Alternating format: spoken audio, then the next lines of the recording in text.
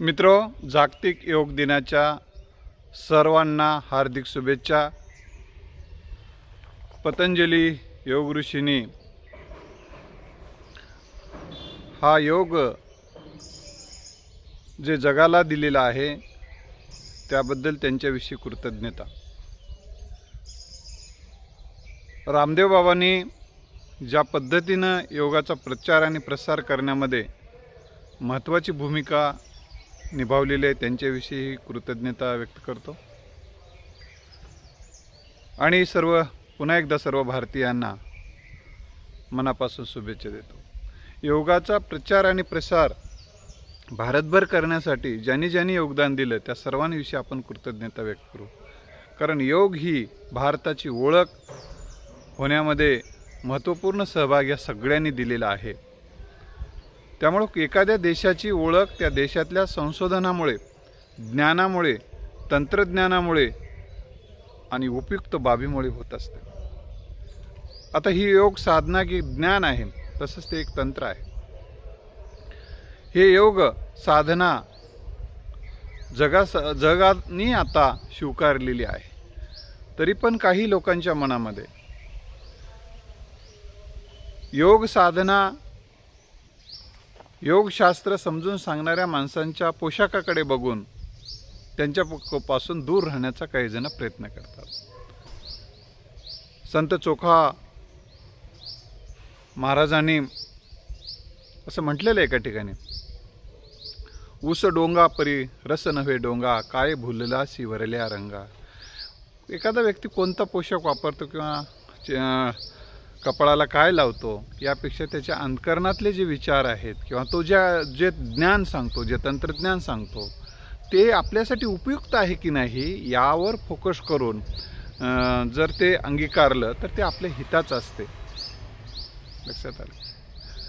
काही जण साली टाकून देऊन आतला गर खातातच ना, तसं बाह्य रंगाला न भूलता अंतरंग जर त्याचं चांगलं असेल तर आणि त्याचं ज्ञान चांगलं असेल तर ती गोष्ट आपण स्वीकारली पाहिजे। एखादा भगवा रंग आहे, त्याचा माळा घालते म्हणून मला ते आवडत नाही, याला काही अर्थ नाही। दुसरी महत्त्वाची गोष्ट म्हणजे एखादा विषय स्वीकारताना आणि नाकारताना त्याचा अभ्यास, संशोधन आपण केलंय का उचलली जीभ लावली टाळूला अशा पद्धतीनं आपण ते एखादी गोष्ट स्वीकारतो किंवा नाकारतो याचाही विचार होणं अतिशय गरजेची गोष्ट आहे। खरं तर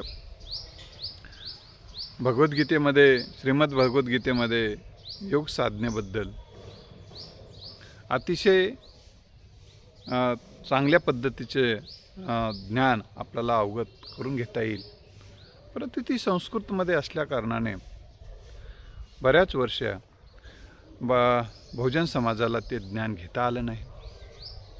त्याच्यात मला आता खोलवर मी जाणार नाही, पण पुढे संत ज्ञानेश्वर महाराजांनी मराठी माणसासाठी ते ज्ञान खुलं केलं होतं, परंतु वारकरी संप्रदायाने भक्ती मार्गाला, भक्तीला महत्त्व दिल्यामुळे योग मार्ग हा मागे पडलेला आहे। त्याचं आणखीन कारण आहे, काही जणांनी हट्टयोगाचा आग्रह धरला आणि हट्टयोग हा कठीण वाटला लोकांना, त्याच्यामुळे सुद्धा योगातल्या काठिण्यामुळे सुद्धा समाज दूर राहिला। पण रामदेव बाबांचं अतिशय एक महत्त्वाचं योगदान असं आहे की त्यांनी अतिशय सोप्या पद्धतीनं, ज्याला श्वास घेता येते आणि श्वास सोडता येते, त्याला प्राणायाम करता येते, इतका साध्या सोप्या पद्धतीनं हे ज्ञान समाजासमोर ठेवण्याचा एक भाग केलेला आहे। आणि दुसरी महत्त्वाची गोष्ट म्हणजे कुठल्या तरी विशिष्ट धर्म किंवा विशिष्ट जात हा निकष त्यांनी ठेवलेला नाही। सर्वांना त्यांचे जे साधक आहेत किंवा त्यांचे जे योग टीचर आहेत त्यांनी जात आणि धर्म न बघता माणूस ही जात लक्षात घेऊन सगळ्यांना योग टीचर होण्यासाठी प्रेरित केलं, प्रभावित केलं, आनंदित केलं आणि लोकांना त्याकडे वळवलेलं आहे। यामध्ये श्री रविशंकरजी आर्ट ऑफ लिव्हिंगच्या माध्यमातून योग साधनेचा प्रसार आणि प्रचार करण्यामध्ये महत्त्वाचं काम करतात। तर आपल्याला सगळ्या भारतीयांनी आणि विद्यार्थी युवकांनी भारतीय ज्ञान साधना ही कोणी जगासमोर नेलेली आहे। महर्षी योगी आहेत, अशा अनेक अनेकांची नावं आपल्याला घेता येतील, त्या सर्वांविषयीची कृतज्ञता आपल्या मनामध्ये असणं पाहिजे. दुसरं महत्त्वाची गोष्ट म्हणजे योगाला जागतिक दर्जा मिळवून देण्याचा प्रयत्न देशाचे पंतप्रधान नरेंद्र मोदीजी यांनी सुद्धा केलेला आहे.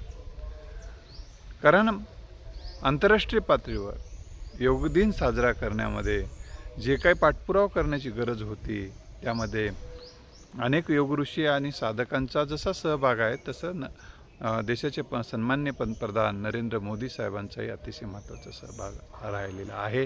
त्याबद्दल त्यांच्याविषयी आपल्या मनामध्ये कृतज्ञता असायला पाहिजे. काही मतभेद असू शकतात, मतभेद असतानाही मतभेद व्यक्त केले पाहिजे. गुणाचं जसं कौतुक केलं पाहिजे, चुकीचं आपण टीका तुम्ही करू शकता, हा वेगळा विषय आहे. तर मला या निमित्तानं राजकीय आश्रय मिळणं एखाद्या ज्ञानाला अतिशय गरजेची गोष्ट असते. एखाद्या गोष्टीला जेव्हा आश्रय मिळतो, ती गोष्ट जास्त फैलावायला, प्रचार आणि प्रसार व्हायला, त्यांच्यामध्ये ज्ञान संशोधन व्हायला अतिशय महत्त्वपूर्ण ठरते. तथागत गौतम बुद्धांच्या विचारधारेला पुढं नेण्यासाठी सम्राट अशोकांनी ज्या पद्धतीनं प्रयत्न केला आणि राजाश्रय मिळाला, तेव्हा तथागतांनी समोर आणलेला आणि तथागतांचे जागतिक लेवलवरचे जे विचार आहेत, जसं भारतामध्ये योग ही ओळख आहे, तसं तथागत गौतम बुद्ध म्हणून देखील भारत ओळखला जातो. अनेक देशामध्ये तथागत गौतम बुद्धांचे, आणि तो आपला भारतीय सर्वोत्तम भूमिपुत्र आहे, याचाही आपल्याला आनंद वाटला पाहिजे. त्यामुळे भारताची ओळख त्यामुळे देखील आहे, ही गोष्ट आपण लक्षात घेतली पाहिजे. केवळ कुठल्या तरी धर्म आणि जात याचा द्वेष करणारी ही विकृती संपुष्टात आणण्याचा योग साधनेमुळे मदत होत असते. कारण योग साधनेमुळे विकार दूर होतात, आणि लोकांच्या मनातले जेव्हा विकार दूर होतात, तेव्हा त्यांच्यामध्ये संस्काराची रुजवणूक होते, आणि सुसंस्कृत माणूस असा भेदभाव करत नसतो.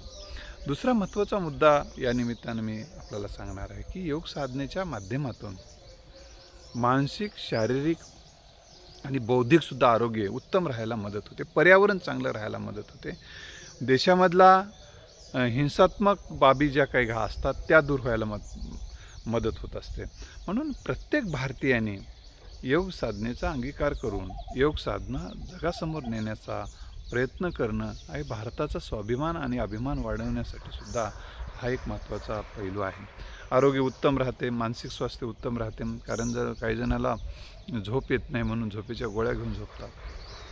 ह्या सगळ्या गोष्टीचा मी संदर्भामध्ये सांगत असताना आपण एक लक्षात ठेवलं पाहिजे, योग निद्रा ही योग साधनेचा एक भाग आहे. योग निद्रेचा जर आपण अभ्यास केला तर नक्की तुम्हाला सांगतो की लाखो लोकांचे अनुभव आहेत की योग निद्रेमुळे छान पद्धतीची विश्रांती मिळायला आणि निद्रानासाचा आजार दूर व्हायला मदत झालेली आहे. शेवासन नावाचं जे आसन आहे, ते आसनसुद्धा तुम्हाला विश्रांती देणारं आसन आहे. ही योगचा भाग जर आपण अभ्यासत असताना विपश्यना साधनासुद्धा आपल्याला उपकारक ठरणारी विपश्यना साधना आहे. त्या साधनेचा सुद्धा आपण अभ्यास याबरोबर करणं अधिक उपकारक ठरणार आहे. अंतर्मनामध्ये ज्या काही विकार साठलेले असतात, चुकीचा विचार, चुकीची भावना, चुकीच्या कल्पना, चुकीच्या कृती करून जे अंतर्मन मलिन झालेलं असते, अंतर्मनामध्ये जे विकार साचलेले असतात ते दूर करण्यासाठी कुठेही मेडिकलमध्ये औषध नाही, मेडिकलमध्ये इंजेक्शन नाही, किंवा डॉक्टर कोणता काही करू शकत नाही. त्यासाठी योग साधनेच्या माध्यमातून, विपश्यनेच्या माध्यमातून तुमच्या मनातले विकार काढायला, मनामध्ये बसलेले भय असेल, मनामध्ये एखाद्याचा आघात झालेला असेल, तो सुद्धा या योग साधनेच्या माध्यमातून, विपश्यना साधनेच्या माध्यमातून दूर व्हायला मदत होते. आरोग्य उत्तम ठेवायचा हा एक रामबाण उपाय आहे. तर सर्व भारतीयांनी योग साधनेमध्ये जे भाग आहेत, योगासन आहे, प्राणायाम आहे, ध्यान आहे, ह्या सगळ्या गोष्टीचा आपण अंगीकार जर केला तर नक्कीच योग साधनेच्या माध्यमातून आपण आपलं आरोग्य उत्तम ठेवू शकतो. आपला आर्थिक बचतही व्हायला मदत होते, आणि देशाच्या कल्याणामध्ये योगाचा अतिशय महत्त्वाचा सहभाग आहे. या संदर्भामध्ये योगामुळे देशाचा आर्थिक विकास कसा होऊ शकतो या संदर्भात संशोधन होणं गरजेचं आहे. त्याचबरोबर आपले जे रिलेशन असतात, रिलेशनसुद्धा चांगले व्हायला योग साधनेनं मदत होते. म्हणजे ह्युमन रिलेशनचा हा जे जागतिक लेवलचा विषय हाताळला जातो आणि मग चांगलं बोलल्यानंतर हे ह्युमन रिलेशन चांगले होतात. पण मनात विकार असतील तर तो माणूस चांगलं बोलणार नाही. मनामध्ये त्याविषयी राग आहे, द्वेष आहे, मत्सर आहे आणि उगाच ओठापुरतं तोंड जर गोड बोलल्यासारखं करायला लागलं तर त्या पुढच्या व्यक्तीला कळत असते. म्हणून जो विकार दूर करणं, पॅटर्न, मनाचे जे पॅटर्न बनलेले आहेत ते घट्ट बनलेले आहेत, ते सुटायला तयार नाही, ते त्यावर योग साधनेच्या माध्यमातून बदल व्हायला मदत होत असतो. आणि म्हणून ह्युमन रिलेशनसुद्धा, मानवी संबंधसुद्धा चांगले व्हायसाठी अतिशय मदत होत असते. म्हणून सर्वांगीण शैक्षणिक क्षेत्राच्या शैक्षणिक विकासासाठी सुद्धा योग साधना अतिशय उपयुक्त ठरणारे आहे. विद्यार्थ्यांचं जे मन लागत नाही हा जो आजार आहे, तो मन न लागण्याचा जो आजार आहे, त्यासुद्धा मनामध्ये काहीतरी बसलेलं असते, त्यामुळे ते तिकडे मन जाते. त्यामुळं त्या मनाचे विकार कमी करण्याचं काम योग साधनेच्या माध्यमानं होते.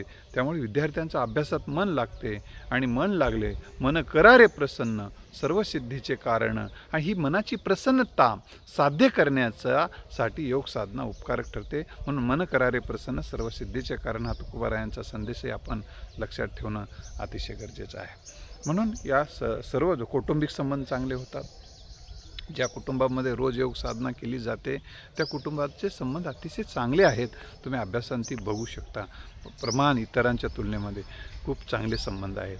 ज्या इन्स्टिट्यूटमध्ये योग साधना केली जाते, ज्या कंपन्यांमध्ये योग साधना केली जाते, त्या कंपन्यांचे इतरांच्या तुलनेमध्ये चांगले प्रोडक्शनसुद्धा तिथलं चांगलं होत असते. म्हणून सर्वांनी या योग साधनेचा अंगीकार करायला पाहिजे. याच्यामध्ये कुठेही काही जणाला असं वाटतं की हा आमचा धर्माचा भाग नाही. मित्र, याच्यामध्ये धर्माचा काही विषयच नाही. तुम्ही श्वास घेणे, श्वास रोखवणे आणि हळूवार श्वास सोडणे आणि हळूवार श्वास थोडा वेळ थांबवणे आणि परत घेणे, यात प्राणायामाचा एक भाग आहे. त्याच्यामध्ये काय श्वास घेण्याचा श्वास सोडण्याचा याचा धर्माचा काय संबंध आहे. आणि शरीराची जी लयबद्ध हालचाल करण्यासाठी जे काय आसनं सांगितले जातात त्याच्यामध्ये शरीर लवचिक आणि तंदुरुस्त राहते. त्याच्यामध्ये कुठे धर्माचा भाग आहे. आपण एखादा डॉक्टर एखाद्या धर्माचा आहे म्हणून तज्ज्ञ असेल तर जात नाही का? जातो ना. मग तिथंच आपण जर धर्म बघत नसेल, जात बघत नसेल, तर या ठिकाणी धर्म आणि जात, ऋषीचं नदीचं मूळ आणि ऋषीचं कुळ विचारलं जाऊ नये असं म्हणतात. पण ह्या ऋषीनी जी योग साधना पुढे आणलेली आहे त्याच्यामुळे याकडे जात धर्म पंथचा विचार आपण न करता हे सगळ्यासाठी उपयुक्त आहे. म्हणून याचा योगाचा प्रचार आणि प्रसार करण्यासाठी सगळ्यांनी मदत करणं गरजेचं आहे. तुमचा धर्म कुठेही धोक्यात येत नसतो या योग साधनेमुळे. कुठं उलट तुमच्या धर्माची माणसं अधिक समृद्ध होतात, हे लक्षात ठेवा. माणसं समृद्ध करणं म्हणजेच तुमचा धर्म समृद्ध करणं असतं. ही समृद्धता योग साधनेतून वाढते. पुन्हा एकदा सगळ्यांना आंतरराष्ट्रीय योग दिनाच्या हार्दिक शुभेच्छा देतो. धन्यवाद.